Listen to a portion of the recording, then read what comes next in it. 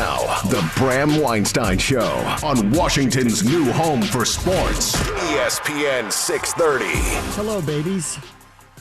Hi, everyone. Code Red, guys. Code Red. Ron Rivera is going to speak. We were talking about this live. We typically play this for you day after the game. Yes. And we were thinking, what should we do here? I think the questions are going to be pretty pointed. So I kind of want to hear them. Yeah. So the second he starts talking, we're going to take it live. And, we'll hear what he has to say after what is the fourth loss in 5 games. And the second time they've lost to a team that had 1 or fewer wins. Oh, we got construction noise back. More construction's back. Good. Just realized that. Perfect, guys. It's all lined up great. This is as good as my Newark flight last night. It's all great. I've had a rough few days, people. Yesterday was a long day for me. That was a really long day. At least we can celebrate the cat. Oh, no. No. What about the Wizards in uniform? Nope, not that either. I don't even want to talk about that. That's an abomination, that Wizards new uniform that came out. When you showed it to me, I couldn't believe it was real. The comments. Who did that? Comments were saying. If you don't know what we're talking about, go look up Washington, New Jersey, Wizards, New Jersey, and you tell me how that happened. Comment said, "Is this a Walmart exclusive?" What that is? I don't even know what that is. Anyway, that's not the Wizards. Anyway, I don't have time for that right now. As we wait for Why Rivera. not? Yeah, just talk about it. Who paid for that jersey? Yeah. Don't know. Yeah. I told you the problem with Nike. Nike just pumps things out for the NBA, and because they know it's a 1-year thing, they're like, didn't work. Go to the next one next year. I don't know the colors of the Qatari flag, but maybe I should just check it out just for a reference. Is Ron Rivera speaking? He is. All right, let's go down live. Head coach speaks to the media today. Here's Ron Rivera. Maybe not. Or not. It was up for a second. Okay. They decided to take it down? There we go. Okay. Hey, Ron, I'm curious on one thing. A lot of times in the past, when you've had some of these games where a lot of pass heavy and not getting enough points or whatever, and you always go back to saying, we need to get back to what your identity is or what you want the identity to be as a run team.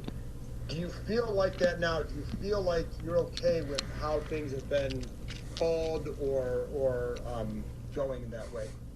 I've been fine with what we've tried to do offensively. As far as I'm concerned, and look at some of the biggest things, again, it really is about the development of this young quarterback. There's been a lot of positives that you see coming out of some of the things that Sam has been doing. And, as far as that's concerned, like you see his decision-making has been really good in terms of, where he's, who he's throwing the ball to.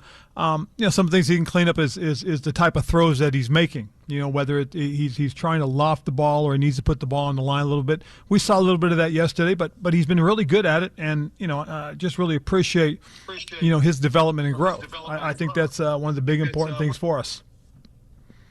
And then there was a lot of talk, even Terry had talked about he wished you guys had gotten some things earlier in the game yesterday. After going back and watching the tape, do you feel there was a chance to adjust a little bit sooner, or were you okay with that?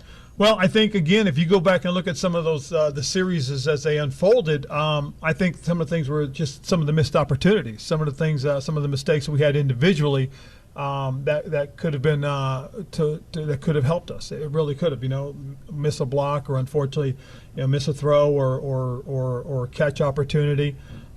Those things are pretty disruptive, and they really weren't necessarily something used to saying that, we got to make an adjustment for that. Now, some of the protection things, those were things that we were working through that I thought our guys handled, especially when we came in at halftime, did the things that we needed to do, and then got back out there and gave ourselves a chance to win.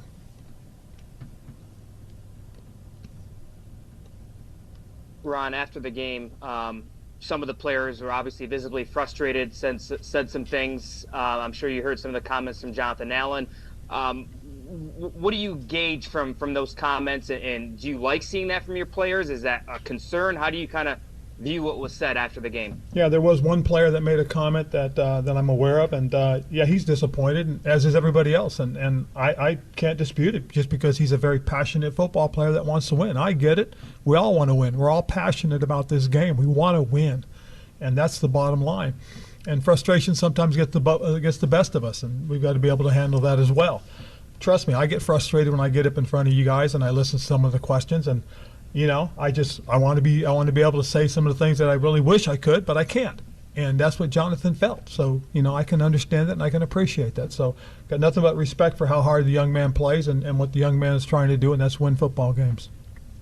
And kind of along those lines, with the frustration theme, fans are frustrated as well. And, some today are kind of questioning the vision and the plan of this team over these last 4 years with this loss from the Giants. I guess my question is, do you understand that perspective from the fans? And secondly, what makes you believe things will go differently over these next couple of months compared to some of the results you've had the last 4 years? Well, I think the biggest thing, Scott, more than anything else, I think we have found a young quarterback that gives us an opportunity. We were in that game yesterday who had every chance to win, and unfortunately we didn't do it. And I understand our fans' frustration. Hell, I hear it too. Okay, and I respect them. We're trying to play the best football we can and at the same time grow a football team. We're not going to go around cutting a bunch of people, trading for a whole bunch of people, trying to hire a whole bunch of people. We're trying to develop a young football team to be a very good football team for the future, and that's what we're going to continue to work on. We're going to continue to find ways to win football games, and we'll do the best we can. We'll show up, we'll work very hard, we'll do everything we can, and we'll continue to be committed to try and put a good product on the football field and give our fans something to cheer about. But we understand their frustration, believe me, because there's a lot of us that are frustrated here because we're working our butts off. Thank you.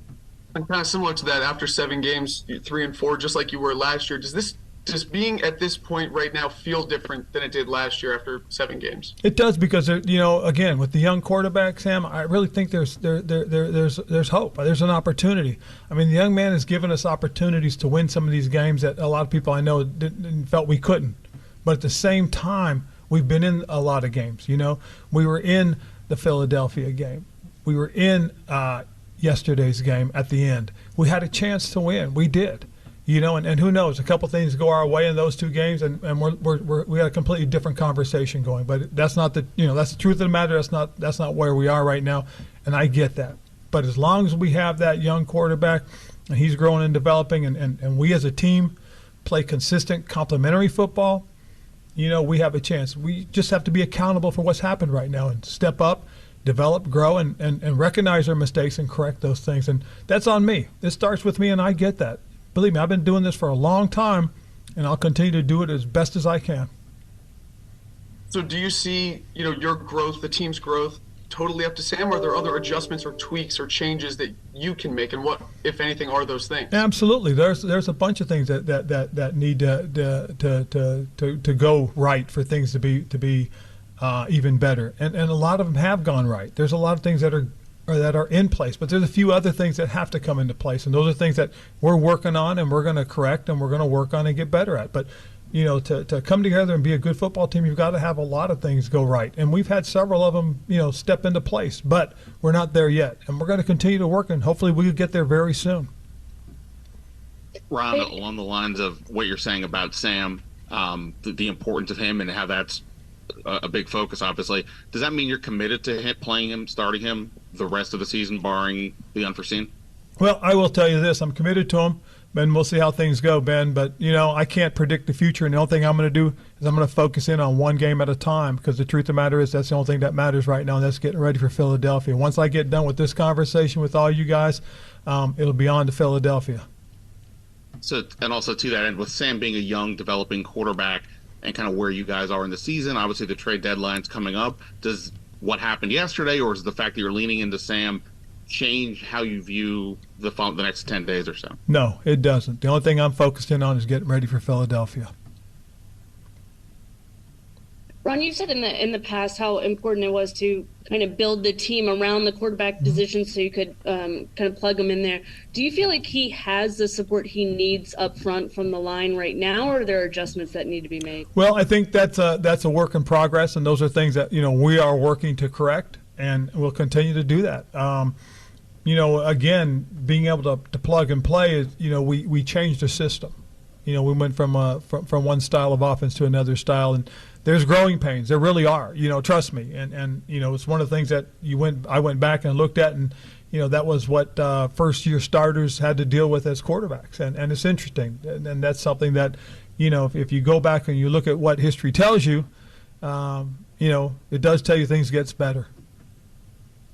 3 more. And when you went back and watched the film of the line, what kind of changed in the second half? Where did you see them executing better or differently in the second half? Well, one of the things that you saw really was some really good communication that was going on in the second half. I think as you go through and the game progresses, you start to understand and feel even more so, what they're trying to do. Always trying to game plan and get yourself ready for each week is it takes a little bit, but as you know, it's interesting because there were a couple of things that you wish would have happened early in those first few drives because it would have changed some things, and unfortunately, it didn't happen. Ron, it's kind of natural sometimes for fans, media, to kind of focus on the doom and gloom, but yep. You kind of fast forward, and if you get a win on Sunday against Philadelphia, I mean, it kind of changes things and you're back in the mix. Is that kind of the messaging and to kind of lift up the locker room that you're going to give this week? Without a doubt, Scott. This is all about what can happen on Sunday than it is about what can happen any other time. We can't do anything about the past. We got to focus on what's coming right now, and not what's coming next week. So again, this week is an opportunity for us to get on track. We got to get ourselves prepared and ready to play a very good Philadelphia team. Last one. Ron, any injury updates on Cody Barton, Sadiq, or anybody else? Well, I do know that Cody and Sadiq both went to get MRIs. I'll get more of an update from Al after this conversation. But I do know that they think Cody has a high ankle sprain, and they do think that Sadiq strained the calf muscle that he had in training camp. So we'll see again once we get those results. How about Iran? Nothing was reported as far as that was concerned. Thank you, Coach. All righty, thank you, guys. Okay, that's head coach Ron Rivera today after a loss to the Giants. You want to take a break here? All right, we're going to take a quick break, and we will recap all of it. All of it, everybody. Code Red. All of it. Bram watch the show, ESPN 630 Sports Capital. Code Red, everybody. Code Red. Oh, man. I haven't had a full-on Code Red in a while, honestly. I actually think that Ron Rivera has been so far kind of immune to it, even in seasons where there might have been a Code Red in the past. Year one, they weren't going to do anything. Mm-hmm. Obviously, there was a pandemic. It was his first year, and I think we all were giving him the benefit of the doubt no matter what. And then they ended up in the playoffs. Sure. Because even with 7-9, they ended up in the playoffs. Following year, they didn't Code Red him because, it's the second year. Fitzpatrick got hurt. Yep. In game one. Right. So that was a mulligan for the whole entire season, essentially. Mulligan. Yeah. Total mulligan. They ended up being competitive again. It wasn't like they weren't. They had the stretch in the middle of the season. Yep. They were playing with Heineke. Last year, I think could have gone Code Red on him, but didn't because the team was being sold. Yep. Right. Because the team was being sold. So, I don't think, there was no chance that anything was going to end up happening, not on that watch at that point in time, right? Right. So this is the first time that, and I said this last week going to that Falcons game, what really concerned me more than anything is if they don't win, we're going to be here, which is, all of a sudden the trade deadline's coming up. Yes. The owners have not done anything yet on the football side. They've put a lot of their attention into the business side and really the stadium more than anything to try to help fix that. They got the team, as you know, later than I think they anticipated getting it. It took until late July. They basically promised that, the football side and the business side would have the opportunity to kind of prove that their visions or the direction of the franchise. And I think largely they've let that play out. But now with this start, and now after losing to an 0-4 team at home and a 1-5 team and scored 7 points against them yesterday, it is logical to ask, are you going to step in and start making some decisions on behalf of the organization and what the future looks like? And I don't know what that answer is at this point. So we are in what I think is Rivera's first true Code Red of, I don't know if you can fix this now, but you better. Right. Because I think the writing's going to be on the wall that we will, we're going to make some changes. And, there are a couple things here. At the beginning of the offseason, when they let all of these players get to expiring contracts, I said, guys, that's a dangerous thing to do. We talked about it multiple times that it was a powder keg waiting to happen. Yes, it's a powder keg. for a lot of reasons. If things go well, it's great. Yep. Because they're actually all motivated and they're going to want to make their money, whether it's here or somewhere else, but they're motivated to do so. If things go like they have the last few weeks, the last month really, what ends up happening is it becomes every man for himself. Yep. Because their agents get involved and they start telling them, listen, man, like you got to do your best you can. Don't be a problem, but like don't pop off. Don't say anything crazy, but you need to go out there and do what you need to do. Don't do what you need to do because we need to market you the right way when the season is over. And once it becomes every man for himself, it's Lord of the Flies. And that worried me and I know like this was complicated. I don't think they had the go ahead to do any of the big deals. But there were some smaller ones they could have dealt with that they never actually dealt with. And now they got a lot of guys that are coming up on contracts. And so the first hill to climb is, what are they going to do at the trade deadline? And I saw Diana Rossini's report yesterday, which I was told has been a mischaracterization of the whole thing. Okay. Not that they're surveying the market, but teams are calling them. Yeah, I mean, that the vultures are coming in and going, what do you got to do? Your season's falling apart. Are you going to move Chase Young or Montez Sweat or, maybe a couple of others, but that's the prominent, people. Those are the two major ones because everybody knows you can't keep both. So, correct. I mean, that's the obvious one, and I think teams, look, it's the one NFL. Could be franchised. If worse comes to worse, one could be franchised. Sure. But I think in the modern NFL, in terms of guys that you can always add to your team, pass rusher. Like more than any other position, you can just plug in and you know what they're going to do, right? Yes. So I think there are contenders, most likely, that are going, we could use a boost. That team's got two of them. I'm sure the Ravens would like to talk to the Commanders about getting a pass rusher. I'm sure there's a couple of others that would like to talk to them about getting, I'm sure there's a couple of even other teams that might be thinking long-term about them. Like the Bears have a lot of picks. Maybe the Patriots look at something like this, like that aren't contenders right now, but go, here's an opportunity for us to pick up, some talent. In the case of someone like the Bears, who have a lot of draft picks now to use, maybe Miami looks at something like this and goes, let's try to get over the top. We clearly need to. Yeah. I mean, I think you look at a team like, I think you look at the other side of the coin, too, of like a team like the Lions that might just go for it this year. Like, do they want to just, because that would be crazy to add put to their somebody defensive opposite line. of Hutchinson. Yeah. So, like, I think there are other teams that want to go for it. And some teams probably are even going, we'll give you a pick, but we don't even want to extend them because the whole trading and extending just doesn't happen much in the NFL. Well, that's anymore. I think to get either one of them, I hate going down this road, but we're here. Right. To get either one of them is going to take a second-round pick or better because either one of them walking gets them a compensatory pick that's better than that. This is what happened with Deron Payne. You're not going to get it. They're not going to just give him up to give him up. The real question is, Rivera is not going to be motivated to do it. Why would he be motivated to do it? Yeah. This would have to be dictated from above them, which is why Russini's report, I'm not trying to dismiss her reporting, but I asked people about it yesterday after I saw it, and the answer I got was this is being mischaracterized. They're calling us. Yeah. Of course they are. Of course. Everybody starts calling everybody this time of year, and considering Washington just lost to the Bears and knows what's on the line today, and if they were to lose, may have a different opinion about what their season's going to be like, which is what we're talking about now, it makes a lot of sense to me that they would call. The people who would have to force that deal, though, are the owners, not Ron Rivera. He even just said it out loud. He goes, we're not trading a bunch of people. We're not firing a bunch of people. That's what he just said. Well, the owners may tell them what they're going to do with some of their assets. And so I don't know that that's what they're going to do. But off of yesterday, which is the second time in less than a couple of weeks that we've had a massive disappointment here. Right. And I mean, massive. Yeah. I mean, and it's like I said, he can undersell it all he wants, but it's a massive disappointment. No, of course. In the way it went down yesterday, like it is not like they lost a close game to a competitive team. They lost a 14-7 game where, I mean, there were so much, I mean, you can list everything wrong, but I think the most frustrating part was the offense and the way it was operated that us and the first half was awful. Both sides of the ball. And that essentially really was.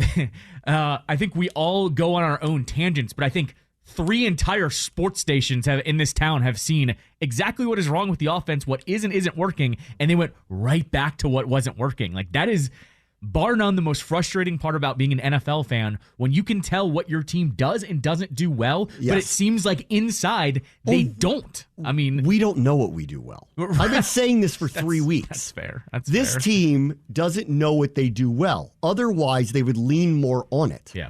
And, yesterday there was a lot of frustration. I'll address the Allen stuff in a bit. I actually don't think it's that big of a deal. I just think it's someone who got upset. I told you before the show started, he's baked in for one of those a year where he pops off. And I'm fine with it. I'm fine with it. Because he picks his spot to do it. Yeah. And you know what? It was deserved. They lost to a 1-5 team. Correct. And whatever his, exact frustration is, if it's with the offense, I'll hear him. I'll also say to you, that team that you played had almost 400 yards of offense against you, and they were missing their entire offensive line and played with their backup quarterback and don't really have much in terms of outside threats that really ought to scare you. So if you're talking about the offense, which I'm not putting words in his mouth, I kind of don't want to hear it because you guys couldn't stop them in the first half either. And they've got one legitimate playmaker out there, Saquon Barkley. That's it, really. Yeah. They had no offensive line. I've never seen anything like that. How many offensive linemen they were missing. And it's why I was like, I think we're going to win. I don't know if we're going to win big, but I think we're going to win because I haven't seen a team with a backup quarterback and an offensive line in disarray like that in a very long time. And, well, it's funny. Me and Con brought up that Redskins game in Seattle where there were guys they literally signed that morning and starting that day. And so it's any given Sunday, but it's frustrating when your best unit is the defensive line and should have overtaken them and they didn't. I do equivalent this, by the way, to a 2-1 baseball game. Like the offense should have scored more than one touchdown. They didn't. Of course. But the defense should have been so much better that even the second, quote, run shouldn't have even happened. You're going to hear this in Commander's Daily. I played, I'm going to play Terry McLaurin in the locker room because he was frustrated too, but he's diplomatic about it. Sure. He didn't, scream, I'm sick of this, what. He's very measured and he really, I thought, really kind of encapsulated how I kind of feel about it, which was, some of the things we did in the second half that worked were really, I don't want to put words in his mouth, but he was kind of saying, like, these are the things you kind of have to do when a team's going to play you this way. Yeah. But we weren't willing to do it early in the game. And so it's a nice way of saying we set ourselves up for failure. And, Sam Howell, who I really don't feel like either is empowered to or is willing at this point in his career, and I understand why, is he really going to talk back to Eric Bieniemy or Ron Rivera or the offensive coaches at his level of experience? He also doesn't seem like the type of person that's going to get into it with anybody. I think he's not this more early in his career. No, I don't think any quarterback really does that. No, I think maybe a first-round pick who's got the leverage to do it.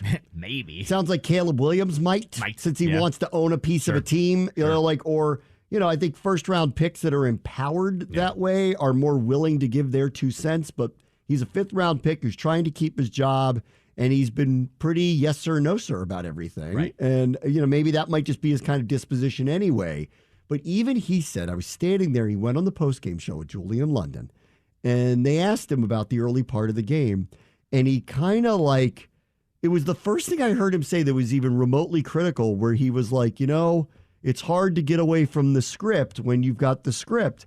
And when the script is failing so utterly badly, like the way that it was yesterday, this read to me a little bit like, you got to put your ego aside here, and it's not working, and you need to change things immediately. It's the second time in 3 games that their offense is going nowhere fast. It happened against Chicago too. It's going nowhere fast, but they don't seem to adjust very quickly. Now, I'll give them credit. They became competitive. And they were hanging in there in the second half, and things were working a little bit better, but they're in this giant hole against teams they shouldn't be in a giant hole to. And yesterday, they had a drop on the goal line by Dotson. That's too bad that happened. Should have never been at that point. I mean, of course not. Most people in agreement that should have never come down to that play. Of course not. That's the point. When you play on the razor's edge every week, or you put yourself in a hole every week, guess what? Bad stuff happens sometimes. Yeah. And that's what happened to them, and it's what's been happening to them. I don't know what they're good at on offense. I don't think they know what they're good at on offense. And I got to tell you, it's getting frustrating hearing over and over, we're developing a young quarterback. Okay, well, why is he throwing the ball double the amount of times that you're running the ball? That's right. Yep. This is multiple times that this is happening. I know on pretty good authority that this head coach is a little more old schooly in his approach and would like to, if it was up to him, be 50-50 running the ball. Well, even if that's loud. Even if that's not the norm. Right. 70-30 throw to pass, which is what it's been over the last couple of weeks. And in yesterday's game where it was never more than a 2-score game, I don't get it. Yeah. I just don't get it. And I don't know why he keeps saying this. Well, this is all part of the development of a young quarterback. How is this good for him to have 40 sacks, not run the ball? Yeah. Brian Robinson had 8 carries again. So he's had, my numbers are right, 24 in 3 games. Right.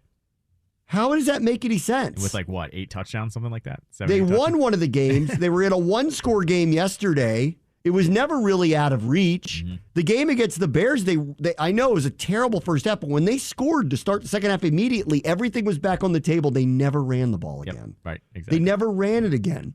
These game plans seem to get away from them. And the head coach is not saying publicly like what he used to say publicly, which was, guys, we're going to do some things a little bit differently. And he even just said there, I'm okay with everything that we're calling. Are you? Well, okay, so this goes back to a storyline in the summer that I talked about, and now it's rearing its head right now because we know locally here, if Ron goes after Bieniemy, we would all go, about time.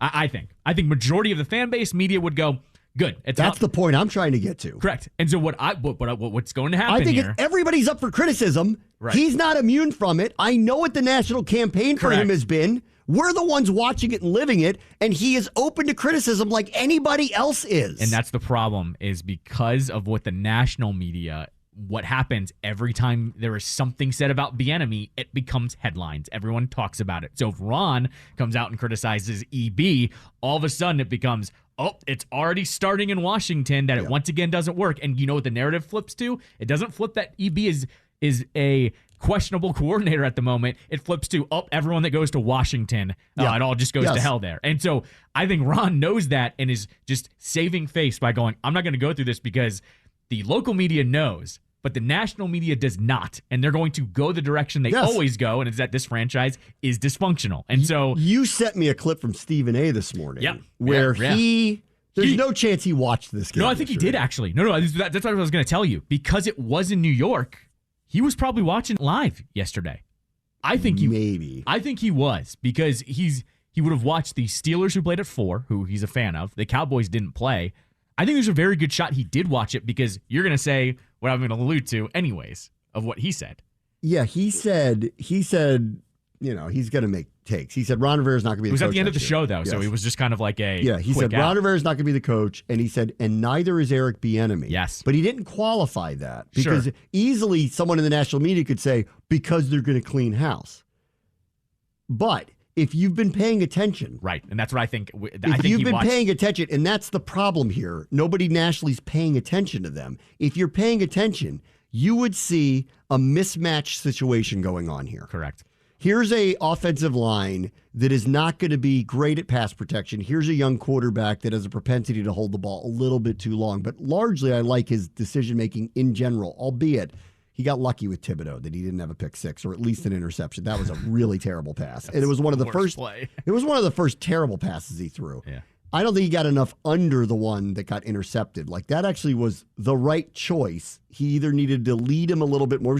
It wasn't a very good throw. And yesterday, actually, he was a little more off than he has been, which is making me wonder about all the hits he's taking, all this stuff. Like, it's like watching Patrick Ramsey 20 years later. Yeah, it's like, we're worried. I'm worried because he's been more inaccurate the last couple of weeks than he's been. I can understand he'd be shook. They were bringing 5 or 6 on every single play. This team was not prepared to help him with it. They didn't get to max protections till later in the game. Which, once again, why? How? McLaurin is saying out loud, when a team does something like this, we need to do this 1, 2, 3 goes, because trust us, we're in one-on-one with rookie corners. Give us a chance to make the plays down the field and take some of the pressure off of him. And the easiest thing to do also is to just run the ball more. And they don't. Right. They don't. And when they get behind, they stop running altogether. Yes, exactly. Just almost altogether. Which is ridiculous. 42 passes to 19 runs, and one of them was a scramble. So 18 designed runs to 43 passes really is what it is. I don't get why that's happening. And it's happened over and over. And it's funny when it doesn't matter if you say it publicly and you kind of call it out. Even last week, they came out pass happy against Atlanta. Yes. And it also didn't work early. Correct. The game didn't turn for them until they got that punt return. That's when it turned for them. They had a short field and they scored. I will give them, here's what I'll give EB credit. When they get in the red zone, largely, they actually have done very well. They're like top 10 converting. He's the opposite of Scott Turner. Yes. Like they're creative. They're good. They've had walk-in touchdowns. Yep. They do cash in these short fields. Like, I want to give them credit where credit is due. It's not all bad. Like, when they do get in the red zone. But between the 20s, I'm not sure I understand what's going on. And I think the players are finally starting to say that. And listen, he is, and this is a criticism of him, is he's tough. Right. He's very tough. He's in your face. It's loud. It's constant. And I said all along, I don't know if all the players are going to take to this. But if it works, people fall in line. That's right. When it doesn't,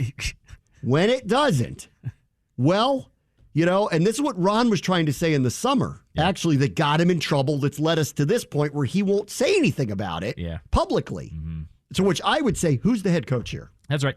No, but, absolutely. but like what happened in the summer, what he was trying to say was, you have to learn how to relate to the players a little differently when you're in this position, because if you just hit them over the head over and over and over and it doesn't work, you're going to lose them. Yep. And I wouldn't say he's lost them, but they were publicly questioning what he was doing yesterday. That's right. Yeah. Just like we all have for about a month here where we're going, what's our offense exactly? Right. Like, what's going on here? Why are we always playing from behind?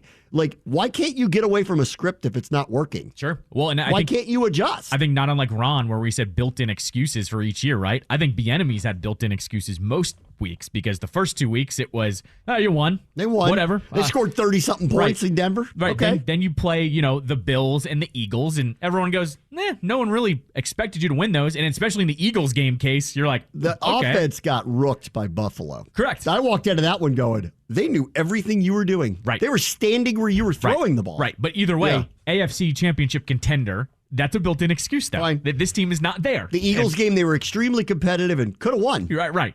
And in fact, if they'd gone for 2, might have won. Right. And then there's the Bears game where that one shook me. What did they good. go out 3 and out 2 times in a row and then a pick, something like that? I mean, it was really bad. It was about as disastrous of a start as you could, because the defense looked bad and then you compounded it by not doing anything. And so I know, like, we kind of wanted to build in the excuse now. Now, though, it's clear. It's clear that they're contributing to the losses just as badly as the defense. Of course they are. Because it's like you don't even get a 2 to 3 minute drive. It's 3 and out, and you're giving the ball right back to the other team. Or it goes backwards. Yes. I mean, this is, and the other thing too is, and this is very frustrating. They've given up 40 sacks, which is, around, if extrapolated over the season, would fall short of, but come very close to an all-time record for sacks allowed. And the last 3 games that they've played, this is amazing. The team that they played had, at the time, at the beginning of the game, the fewest amount of team sacks of anybody in the NFL. 3 weeks in a row. They have each of those teams, each of them, have at least doubled their total team sacks for the season. Inexcusable. And it's like, it's week 5 when that started. Yes. The Bears had 2 sacks collectively in 4 games and got 4 or 5. The, who did we play last week? The Falcons had 5 total sacks in 5 games and had 6 or 7? 5 or 6 more. Yeah. I don't remember the exact number. Yesterday, the Giants, believe it or not, with all the blitzing they do, had 5 team sacks on the year and had 6 yesterday and hit him on every single play. I think what's hard here, too, is I'm hearing too much blame going on him. I'm a little over it. Like, he's not playing poorly. No, I agree. This is an everybody problem, and that's the part of this that's bothering me too. Like, you're not acknowledging that, like, maybe the structure of the offense also is not in line and conducive to be successful right now. Right. And if you're not going to publicly acknowledge this and you're going to hide behind we have a young quarterback, I don't know. I don't know. All right. Reggie Barlow, the defender, is going to call him. We're going to talk about their season for a few minutes. We'll talk to them just a few moments. Bram and Callow Show, ESPN 630, Sports Capital. We will get back into the Commanders and the Giants and moving forward here in a moment. But we have the head coach of the DC Defenders Joining us now, Reggie Barlow, as the team is getting set for their second season here. They're offering Beer Snake season ticket packages these days. Leaning in, Coach, really leaning into the Beer Snake, huh? Leaning all the way in with the Beer Snake, man. That thing has a life of its own. We appreciate the fans. But, yeah, season ticket memberships for the Beer Snake section going on sale tomorrow for the general public, 10 a.m. And you can go on xfl.com/tickets to grab those tickets. You know it's going to be a hot sale there, so you got to make sure you get in there and get them. Yeah, it's a good deal, too, $25 per game. How's the offseason going? Why don't you get us caught up? What's been going on? Yeah, just obviously professional development, right? Trying to visit people and continue to learn football, continue to see how people are doing things that are having success. Obviously, still scouting players. Had a few tryouts where we were able to evaluate players that are coming out and guys that still want an opportunity to play. So just that, and then still trying to cultivate and meet with our coaches and the guys that we have on our roster right now. Can you talk about the merger at all? How that may change the league in year two that the XFL and the USFL have merged?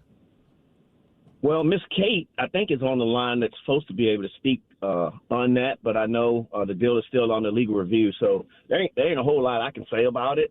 Is Miss Kate online with us or no? Hi, Kate. I'm here. Here. Okay. Can you hear me? Kate, what can you tell us a little bit about the merger at this point and how that may affect the league in the coming years? Yeah, it's a great question, and Coach Barlow hit it on the head. It's still under legal review, and that limits a lot of both what we know and what we can share. But here's the good news. There is so much enthusiasm and momentum for a premier spring football platform. And as soon as we have more information to share, I can be sure that our fans will be the first to know. We're excited to talk about what comes next as soon as we can. Okay. All right, Coach. So tell me a little bit about it. I read the press release you guys put out about the Beer Snake tradition and all that stuff with the fans. And in it, it describes that the team has got unfinished business after 9-1, got to the XFL championship and fell short there. Is that kind of the message here as you head into year two, unfinished business? Yeah, unfinished business. We got to find players that step up like Miss Kate just did, right? I mean, she just stepped up and performed at an amazing level. So if we can get some players to continue to step up, but we were blessed to be able to win so many home games last year, and it was because of our fans. I mean, we didn't lose. We were undefeated, and if you date back to the previous XFL. The DC team didn't lose. They were undefeated at home as well. And that was because of the energy and enthusiasm that our fans brought every game. And it was cold some days. It was rainy some days. But they still came out. They supported us. The Beer Snake was rocking. And they're very important to our success. So we're looking to get back to year two and finish things off, right? We didn't finish it off the right way, but had a good season, but looking forward to finishing it off the right way the next season. All right, Coach. Hey, thank you so much. Enjoy the rest of the offseason. Look forward to talking to you when things get moving and hear more about what the future of the league looks like when you guys can discuss that more in detail. Thank you so much. We'll talk to you soon. Yes, sir. Thanks for letting us know. Thanks. Let's get back into the loss to the Giants yesterday, 14-7. I can't decide which I'm more disappointed about, this one or the Bears one. I mean, I think they're both equally really bad performances, especially in a prove-it year.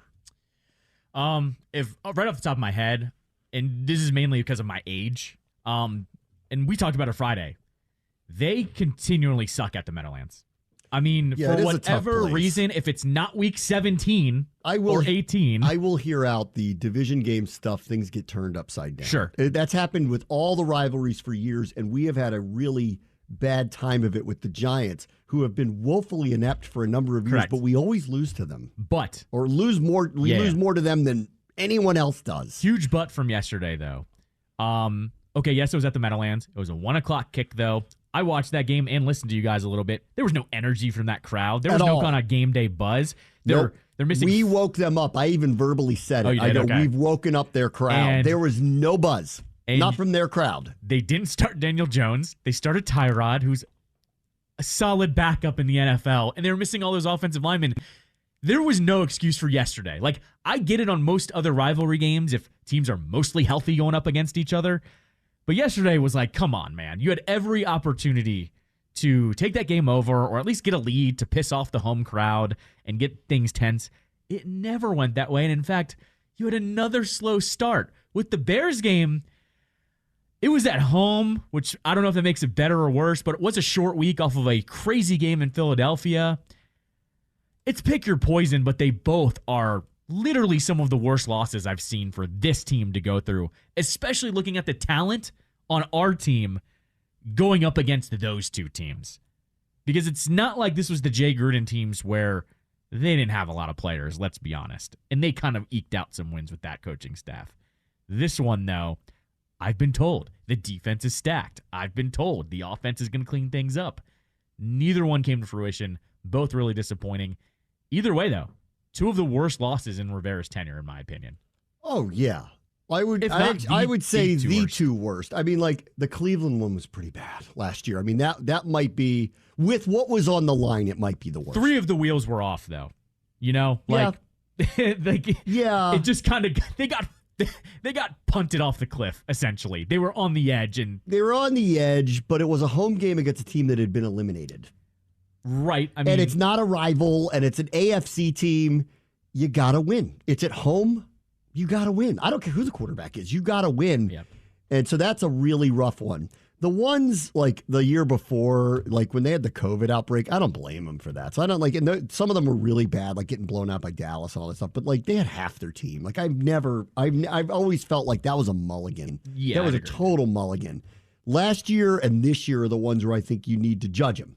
And the Cleveland one was really bad, I thought, at the end of the year. It was just like, you got to cobble it together and get a win. You have a chance to make the playoffs. You're playing a team that's been eliminated. It's a home game, AFC opponent.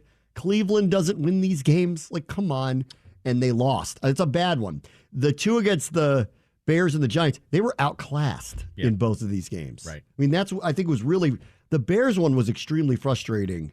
That first half, they got destroyed. Mm-hmm. They really did yesterday, too, in the first half. The Giants are just not capable of putting up a ton of points. You know, they missed a 42-yard field goal. They could have been up 17-0. That's right. I mean, it started better. They forced a 3-and-out. But the second drive, the Giants got it together, walked down the field. They just missed a short field goal.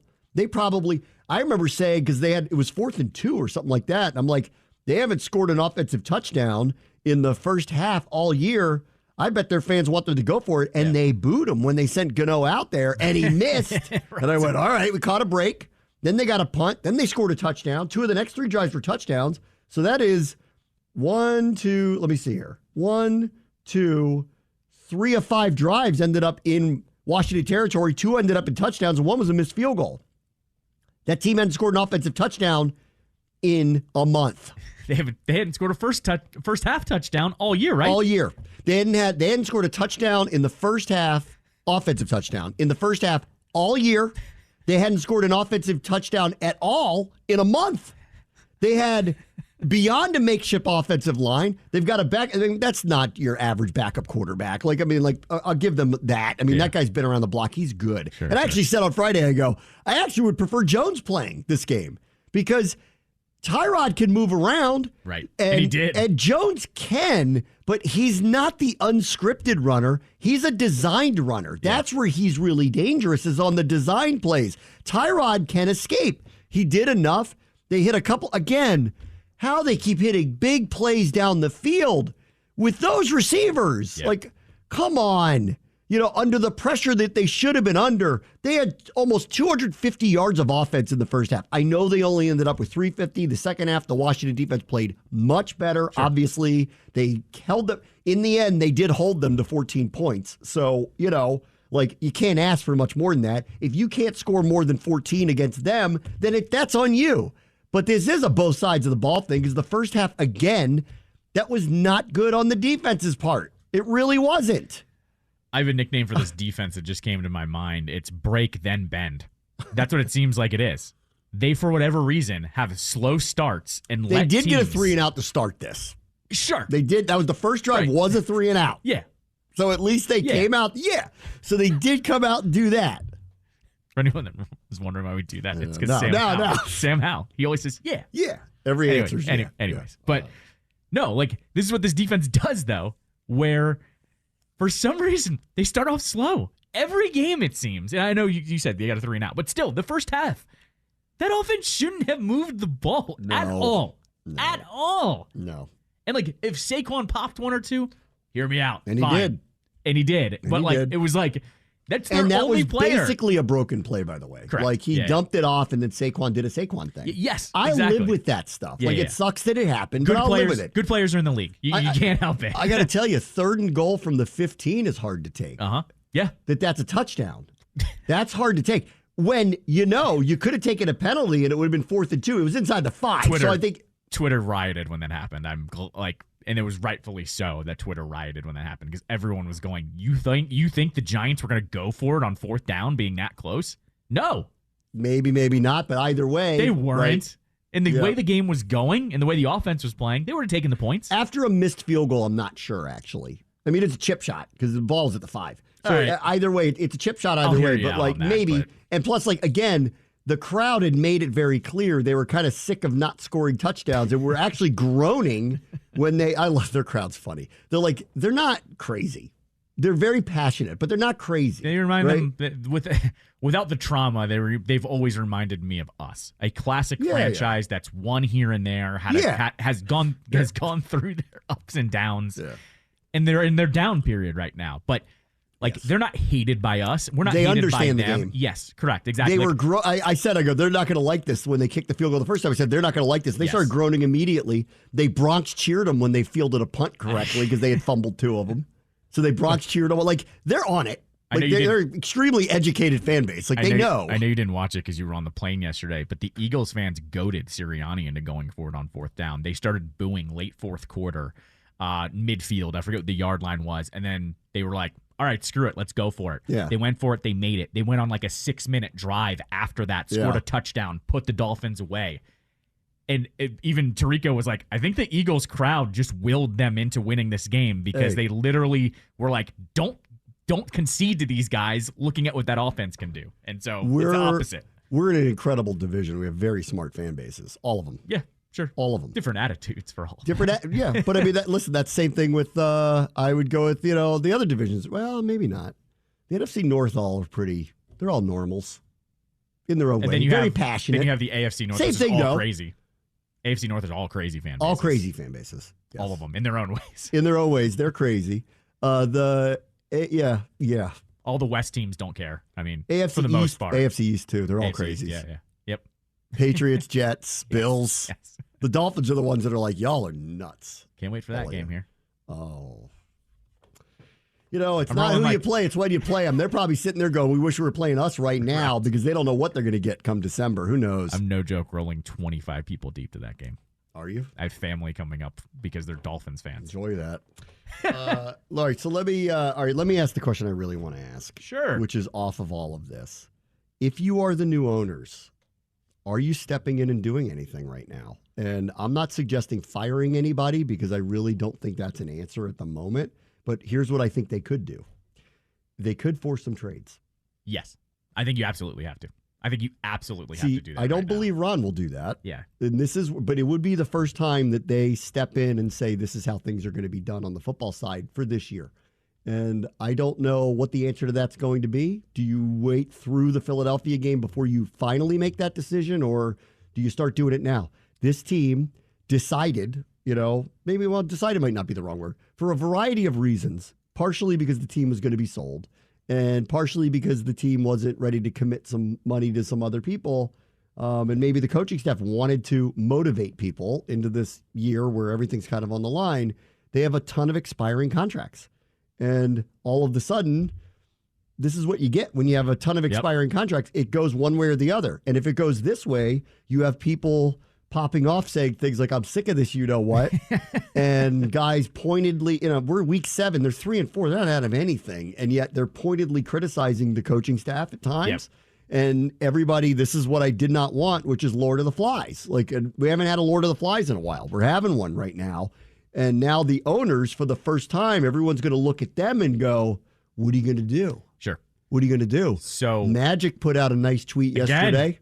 I love Magic. The second time he's put out after the Bears game and then after this one, he goes, hard to win when you only score 7 points. And you know what? I went, good. Might need to buy a Magic jersey to wear to a game Good. at some point. I've seen a few, by the way. Oh, yeah. Okay. A few I saw people one are at wearing training camp that first day. I've seen a few at the games where people wear the Magic jerseys, which I think are great. But I'm like, but I was like, second time where I went, spot on. Good. Accountability. Let's go. 7 points against the Giants. Will not cut it. Not good enough. Good. Tweet it out. To your trade point, I'm going to compare it. You get over there. I'm going to compare it to, and like we talked about it a lot last year. Look what the Capitals did.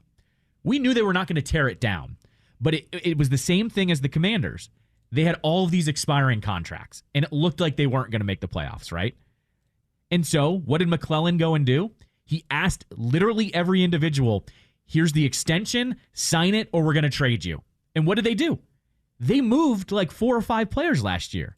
Well, this is the extension. So you're saying the owner should go to certain people and say, here's the extension. Yep. Here's like Cam Curl. Go to Curl now. I think Curl's the number one guy you go to right now, and you slide to him and his agent. Here's what we're thinking. What are you thinking? If we're completely off, we're going to trade you to a contender. No hard feelings, but here's what we're thinking. And if they're completely off and they go, we don't think we're going to come together in the offseason anyways, you trade him to a contender. Same thing with if you think you want to keep Chase or you think you want to keep Sweat, I think you do the same thing. So, that one's tougher, though. Because in the case of both of them, here's where I am on them. And I felt this way all along. There's no necessity to trade both of them. Correct. I agree 100%. You have a franchise tag. Yes, So if push comes to shove and you really want to use one on one of them, then you can. You absolutely should. Hopefully you can get a deal done. If you want to retain one or both, hopefully you can get a deal done with them. I agree with you. If you want to keep both of them, that you actually should extend one of them right now. Yeah. And then say to the other one, we'll talk to you after the season, but I'm going to be upfront with you. You're going to get franchised if you don't come to terms with us. We're just going to let you know that up front. The other thing is, because the Rossini report came yesterday, and she was basically like, they're surveying the marketplace. I'll reiterate. My understanding of that actually is teams are calling the Commanders and asking, are you willing to be a seller at this point because of the way your season's going? And obviously there's a lot happening here. And what's interesting is, who are they talking to about that? Because Ron Rivera is not going to have an appetite to trade anybody at this point, but the ownership might. So who are they calling to talk to about this? Right. Yeah, that's a great question. Yeah. Don't know who that is. Correct. Either way, I would say if I'm ownership, though, I'm in the mode, what I just said. If you like Sweat or Young, one over the other, I think you go to him first, whoever that is. This is what we're thinking right now. Right. Do you want this right now? Right. And if you do not. Don't Young and Sweat have the same agent? Didn't we talk about this? Yes. So, great. Awesome on that front. By the way, I think Chase yesterday was actually really, really good. Like, he's put together some really good games this year, way better than I thought. Like, I hate saying this, but his trade value's up because of the way he's been playing. I agree. So I'm not trying to suggest I want them to do it. No, so I'm just saying, like, this could have gone either way with him. I think especially after the preseason, it could have gone either way. And if he had a very average, not disruptive year, then they wouldn't be able to move him, and they'd have to make a decision after the season, and that would be a tough one. But because going into yesterday, only Micah Parsons had more quarterback pressures than he did in the NFL. He had his first multi-sack game, albeit against a left tackle that shouldn't be playing left tackle right now. But he did. He did. But he's been disruptive. He's been consistently disruptive. And, a couple of weeks ago against the Bears, he was the only one that was actually was very active and played really well. On film, for sure. And so what I'm getting at is, I think you go to him first, and you slide a contract in front of him and go, this is what we want to pay you. If we're near the ballpark, let's keep talking here. And if we're not, we're going to go ahead and move you. And someone will trade for him because he has been the best edge rusher of the whole entire unit, which is saying something. It's not nothing. It's not like he's on a bad defensive front. He's on a really good one. So I would go to Chase Young first and go, do you want to sign an extension here? If you don't, we hear you. We're going to ship you off to a contender. Or are we close on a number and you work on that number? And then you go down the list of all the other players they have. They have players that are going to be commodities if you're a team trying to put yourself over. We've mentioned Curl. I think you still go to him. I honestly have said this too. Logan Thomas, he's probably better than 10 to 12 tight ends in the league if he's used properly. He would have to be at the right price. I don't know. Yeah, right. I don't he's know. Got a lot of injuries. And I don't know what that is, but then you just go down the list of who's got expiring contracts and who needs to bolster up a certain position group. And they've got a bunch of them. So I would go down the list and just start. I would almost. So you're saying the direction for them to go would be to offer contracts to people that they would be willing to retain, but Yes. it would have to be at a price. If Correct. you're not willing to take that price, we are going to probably move you Correct. somewhere else, and you'll deal with your free agency on the other side. Yes, or you'll get franchised with whatever team we trade you Because, to. like, here's the thing. If they do it that way, it's one thing. If they do it the other way, which is start cleaning house, well, it messages what's happening. It's bad. That I think gets ugly. Well, right. And then it undermines Rivera because I don't think that they would make a change now with there because what are they going to do? Yeah. Elevate who exactly? Right. Yeah. I mean, well, Jack is the former head coach. So They don't have the young whippersnapper of course not. coordinator. No. It would be Jack. Or it'd be Bieniemy to give Bieniemy a shot to be the head coach. But I got to tell you, off of you were listening yesterday to what the players were saying. Correct. That's what I was going They're to not about on the this- same page I right was, now. I was about to say, I think the roster would go crazy if that Well, actually the were to go roster down. might go, really? Yeah, Have you right. not been paying attention right now? Correct. We're not saying we can't come around on the guy, but right now, if we're running hot and cold, it's ice cold. Yeah. And I mean, Like, look, he does not have the pulse of us right now. right. And I mean, look, how much does that matter when you move on? I don't know. But like Bill Callahan was the interim head coach when Jay was fired. Like, That one had spiraled. correct. That's what I'm getting at here. I think you can't go Bieniemy because I think the players going no way. Well, there's a couple things here too. Okay, so if you are thinking about doing these moves, then you are thinking clean slate. Yes. And if you are thinking clean slate, are you seriously going to extend people on behalf of a front office that doesn't exist yet? See, that's interesting too. Or do you look at it and go, let's move everybody, get as much draft capital as we can. Whoever comes in here, here's your arsenal, build a team. Okay. And you also would then be messaging to the fans, we are in full rebuild again. Yeah. You for sure. understand that. Yeah. Like, we are in full rebuild. Now, what that does for the rest of the regular season, it's going to be a problem here. Correct. Like, it's going to be really ugly because it's going to be clear what happened. It's going to be clear what the future looks like. And everybody's playing every man for himself.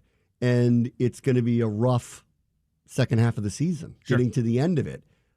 So I don't know what the right answer is, but I do know, asking the question of the new ownership, are you going to step in and do anything right now on behalf of the future? Whatever you think that future is, are you going to do it? I think is a fair question right now. I didn't want to ask it. I don't think anyone wanted to ask it the first few weeks because it was like they promised they'd let him have the year. That's right.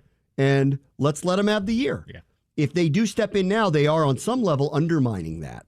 And they are just 3-4. So is this it? You got to win this Eagles game? I mean, or do you, I don't know how you don't spend the week surveying the marketplace just in general to see what are some of these people Yeah, worth. of course. And the reality is the two that are going to be worth something are Sweat and Young. Correct. Like Kendall Fuller, I don't know why you would trade him, but if you did, because he's a free agent to be, what would he get you? If Gibson, we know what running backs are worth. Yeah, like right. that's not going to happen. Get a seventh. Cam Curl might be worth something, but I don't really know. I think we may value him more than other Maybe. places. Maybe. So like if someone's like, yeah, we'll give you a 5th round pick for him. Is it worth doing that? Especially if you like him and you want to give the opportunity to the next group to go, maybe we should keep this guy. But who knows? Like, you have to think about that one. Logan Thomas is another one. Like, I would be more inclined, if you're doing this, to trade him to a contender Yes. who might need a tight end. Correct. Than to necessarily talk about re-signing him just because of the injuries. No, that that's he's fine. had. No, that's just like I think this all starts and doesn't end literally, but it all starts with the two defensive ends because no GM that comes in here is Those are the two that are going to be worth something Right. to a contender that they feel would help them right now potentially win a championship. But you tell me also, no GM that comes in here is going to be mad you extended one of the two.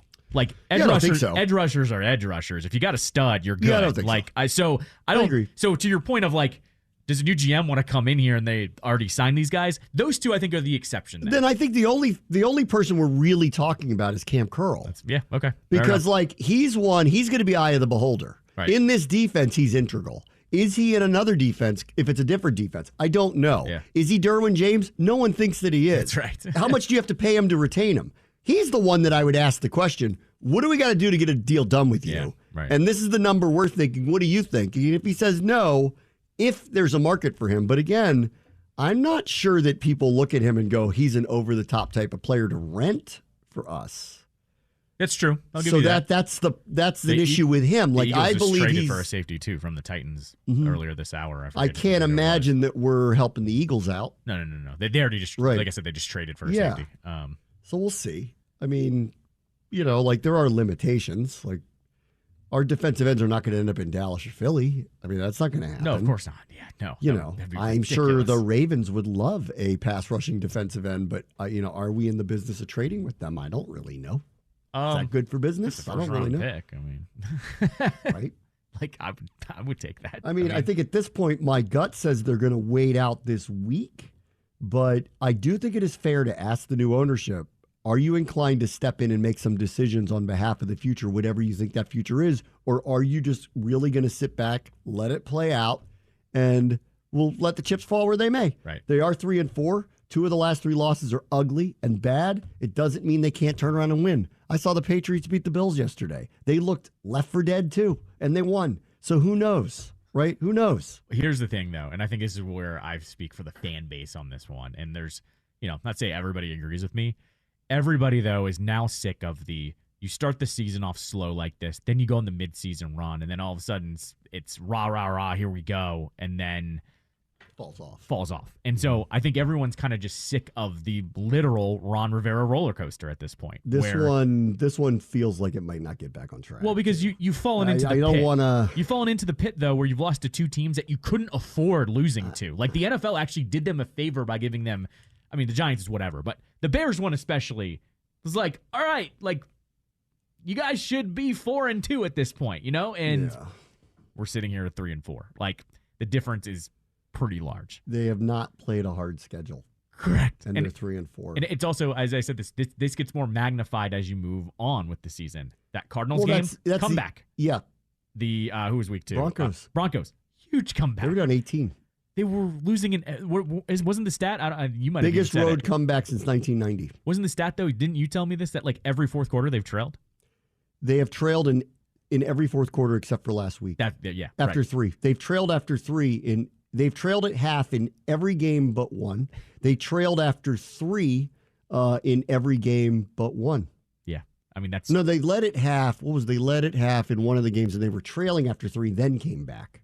Which one was that? I can't remember that one. The Cardinals game was the one where they were trailing and then came back. They were down at half. Yeah.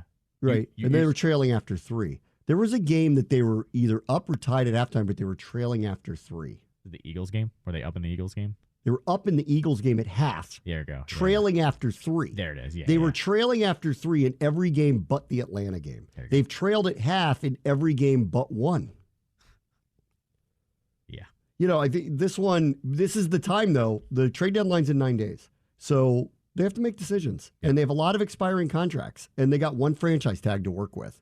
And I think that is going to land on one of those 2 defensive ends. I think you try to. I think that's where that's going to go if they don't get them done, for sure. If I'm ownership, I'm telling the Marty crew, I need you calling teams now if you can squeeze out an extra pick to get them somewhere a week early.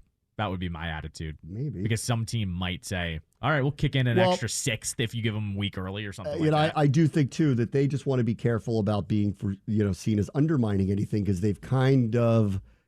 publicly kind of promised we're going to let this play out, but we are where we are. Sure. So I'm waiting to see what they're going to do. The fan base has been losing it since the Bears game, though. And I'm not saying you listen to the fan base. I think that's a mistake always. I agree. You can't be that's the point. You can't be reactionary. And I think that's why I like them. They've been around the block and they're not, I didn't think they would be, but they are 3-4. And the last 2 weeks they lost to a 1-5 team and an 0-4 team. Right. One of them at home got run off their field by the 0-4 team. Right. Not to mention the track record is there. This has been the same thing that they've done every other year. So, what really are you undermining at this point? I don't know.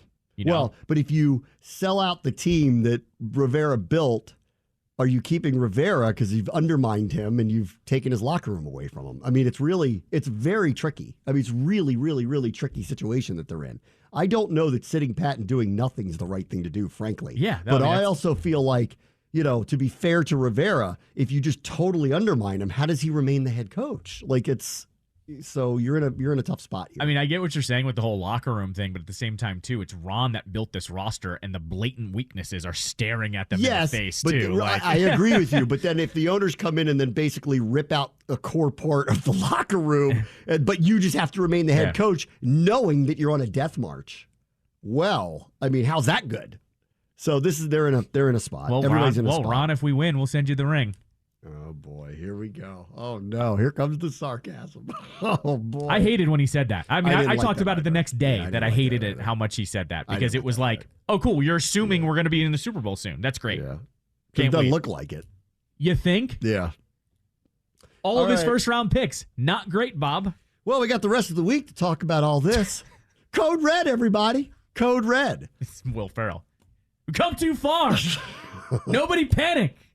Got to keep our composure. Keep your composure. Oh, man. All right, we'll review the other games in the National Football League from Week 7 yesterday. Hi, everyone. We'll do that next. Bram Washington Show, ESPN 630, Sports Capital. Code Red, everybody. We're in Code Red. What's going to happen? Oh, these next 6 days are going to be something. Can I make a prediction? Sure. All right, so they're going to probably clear house at this point. I thought it was going to happen like not that you've definitively said it, but you're alluding to that the Bears game basically has done a lot of the staff in. And I think I was in the They same... had to turn it around. Correct. So after the Atlanta game, I was relieved because they had the opportunity to turn it around. Right, and then they lost yesterday. And so I think it's definitively, most likely, there's really no clawing your way out of this one. Other than getting on some kind of heater that we didn't expect. They're not getting into a heater to get into the playoffs and be a contender. Let's be real here. Like, that's just not going to happen. That feels unlikely to me, too. And, off the last few weeks, I got a hard time buying their winning on Sunday against Philadelphia. But listen, I don't know. I mean, I'll read some scores from yesterday that will suggest to you that it might happen. So who knows? Let's see. New ownership group. They were, probably already, at least kicking the tires around the league or something, or at least looking. They're going to bring in some new guys. The fan base is not going to show up the second half at FedEx Field. Let's be real here. Like, if it craters on them, because they've got like a New Year's Eve game against like the Niners, Cowboys the next week on and it will New be Year's, last game of the year again. It's and then they play Christmas Eve. Like, it's something, their schedule doesn't favor them if they're out of it. Christmas Eve is in New York. They play the Jets. That's right. You're right. They're playing the Jets. Okay. They're going to need to wave a shiny new toy, and I think the rebrand's coming. I think it's coming faster than we all thought. I'm dead serious. You now have to wash the stank of this era away from the Commanders era. And here we go, Jim. I think this thing's... The train is on the tracks heading right towards here. Fine, I'll mark it down. October 23rd, Callow says rebrand. It took till October 23rd for me to go, they need to distract everyone with a shiny new toy. That's what's going to happen. And by the way, it's not going to be this big hubbub thing. It's going to be the complete opposite of what 2-2-22 was there, Han. Quiet. It's going to be... keep your helicopters parked, NBC4. It's going to be some kind of... We are reevaluating. There will be an announcement next week, and it's going to be, here it is. Go buy your stuff on Fanatics. Put the hands away. This is what it's going to be. I think it's going to be a very quiet thing. And then they'll, by next August, they'll go, and we're moving back to RFK. Right. That could be another one. I'm right there with you. That's another one that you could do, and then the whole fan base is going to be distracted all over again. Yeah. Magic is going to send out a tweet that goes, I love the new name, guys. Yeah. Instead RFK. Instead of saying out loud, we kind of need to work on that to NBC in front of the whole country. I, like all football fans, remember how great the magical RFK Stadium was, and I can't wait to return there. That's right. Next time, don't score 7 points against the Giants. So that's have my a great prediction. day, everybody. I think it's all coming down the pipeline because I think, especially we've talked about this, the Josina tweet about that they were worried about tickets moving forward off the Bears game.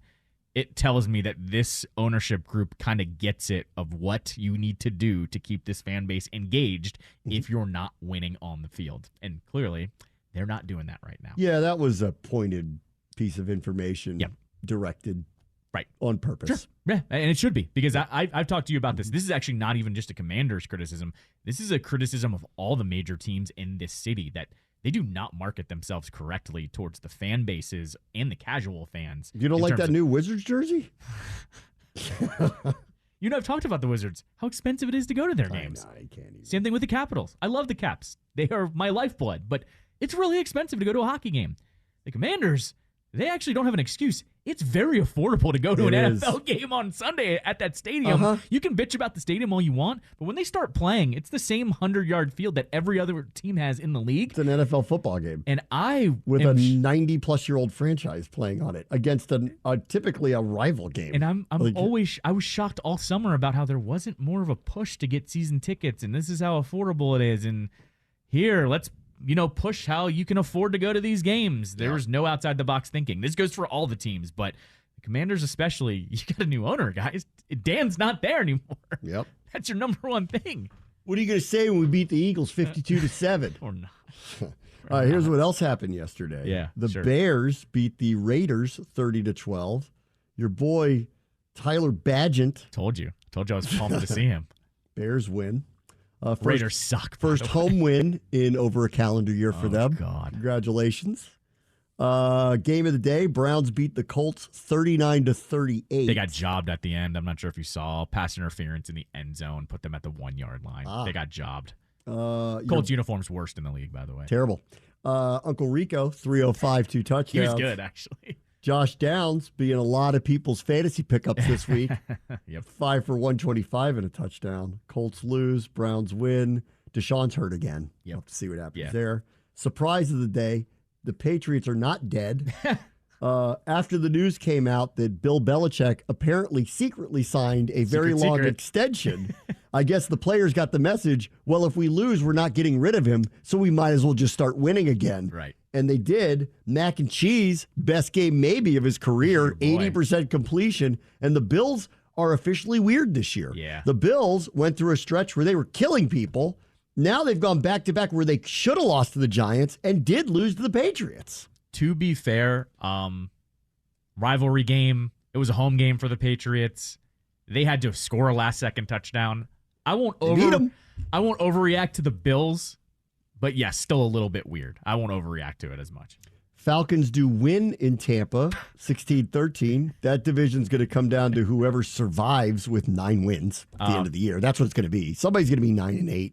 Maybe 10-7. 9-8 is probably going to win that division. Falcons Twitter, they won, and we're still calling for Heineke, by the way. Listen, Heineke should be starting a playoff game this year for that team. I saw people. It's a matter of time. It really is. It's a matter of time. I saw people literally tweeting, "What is Ritter doing? This is the worst quarterback play we've seen in a while." Mm-hmm. So there you go. Semi-surprise of the day. The Ravens killed the Lions yesterday. I was over that one. I told you. You have to chalk up one of these losses for the Lions where they were going to go to a AFC opponent and just lose. I was all over it Friday. Lamar, 357, 3 touchdowns. Best game of the season. Yep.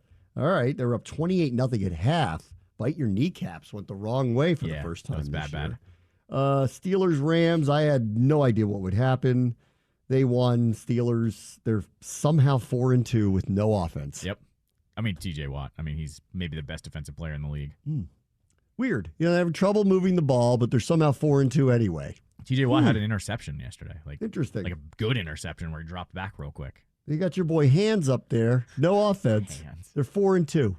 Our team, we're having trouble moving the ball. Have some stud defensive linemen. We're 3-4. You and I have had this discussion for 4 years straight. Mike Tomlin knows how to coach a team. He's on it, man. Every year. When they flash the stat every year, never been under 500. Crazy. Not once. Yep. It's crazy. Right. Chalk, Seahawks beat the Cardinals 20-10. Whatever. That's not a surprise. I knew it. Broncos beat the Packers. Vegas will tell you sometimes. When the Broncos were favored, I went, oh, now I know what the score is here. Yep. Because their defense is terrible. So old Shawnee Pee-Pee looking good. That's his new name. Ew. LaFleur, rough life without old A-Rod, isn't it? Rough life. To be fair for the Packers, because I had to look this up when Ron said he had a young Commanders team. Packers have the youngest team in the league. So depends what you think of that. The Commanders do not have a young team. They're ranked 15th, I hate to 15th in the league, by the way. I hate to be the person who is just going to go against what the coach says, but they don't have a young team. They have a young quarterback, for sure. In fact, we have questions on the youngest players on the team, too. That's right. Broncos win. Yep. Travis Kelce had a ridiculous game. So did Mahomes. The Chargers, who have a great quarterback, are 2-4. Yeah. They lose 31-17. Brittany Mahomes and Taylor Swift did a very cool handshake. I'm not going to lie. Brittany, between quarterback Netflix show, being besties with Taylor now, skyrocketed. Jackson was behind her, but he gets no play. I think the NFL has a mandate out. Make sure you don't show Jackson. Her Q rating has gone up 50-fold. Yep. Yeah, 100%. Her and Taylor Swift did a coordinated handshake. Right. And legitimately seem to like each other. Legitimately do. Which is it's throwing me for a loop a little bit. That more than anything. Her being there cheering for Kelsey. Brittany's helping Taylor understand when to cheer and all that. I think so too. I think she's taking her along for the ride. Who was it that tweeted a picture with her yesterday? Do you remember? It was a Chiefs legend was at the Kelsey's house while they were pre-gaming. Oh my God. Yeah, because you were calling the game. Of course, you wouldn't have seen this. It was a Chiefs legend. I can't remember who it was. I'll look it up for you. Chiefs win. They're 6-1. Mahomes and Kelsey kill it. 12 for 179 and a touchdown for Travis Kelsey. And then last night. By the way, people were calling that in the first half, being like, "Oh, it's going to be the greatest game ever." There was one touchdown scored in the fourth quarter as the Chiefs to put them away. So it was not the greatest game ever. Your boy Staley's in trouble. Yeah. Nice beard, though. I'll give him that. He's been in trouble, though. We were all saying he should have been fired last year. Peyton's sitting there going, I don't know why I'm not coaching them and I'm coaching these guys. Right. Yeah. And then last night, the Eagles. So this is the second time now that the Dolphins, who are a machine against everybody but contenders on the road. Second time. Yeah, right. They went on the road to Buffalo. They've gone on the road to Philadelphia, and their offense does not function like that anymore. All of a sudden, it doesn't function like that. Against everybody else, you can't stop them. They'll kill you. Right. Correct. Yeah. They're Madden. If you against anybody else, they're Madden. Against the really good teams, though, on the road, they're a normal. That one, though, to be fair, it got away from them. Yeah. They got away from him late. Well, I'm not surprised by that. Yeah. It was, what, 17-10 at half. Yeah, I guess. All right. So there was some scoring in it. I felt like they need to be in a high-scoring game. That's kind of their bag. When they're in a defensive battle, forget it. Yeah, they're not built for that. That's not their game. And as I said, they put them away at the end. It was a game-changing drive. Yesterday was a good day in the NFCs for the uniforms, too. The Giants had on big blue, right? And last week they had the white ones with the Giants across the helmet. That's their best look. I wish they would go back. They should use the other ones as the throwbacks and go back to the Giants. It's so sleek and it's good. I disagree. And then the Eagles are in the Kelly green last night. They're ridiculous looking in that. By the way, it was not a Chiefs legend. It was Bernie Kosar. Oh. Really weird. Hey, guys. Literally everybody was like, what? That was the first picture of Taylor of the day. Was with Bernie Kosar. I think he was just hanging out at their house? At the Kelsey's house or wherever they were at. But did you see, by the way, the extra stuff the Eagles did for the Kelly Green? Mm-mm. They made the whole entire field Kelly Green, like the barriers on the outside, so it matched the uniforms. And then they had the LED lights go Kelly Green, so when the Eagles came out, the entire stadium was green. Oh, attention to detail was superb for them.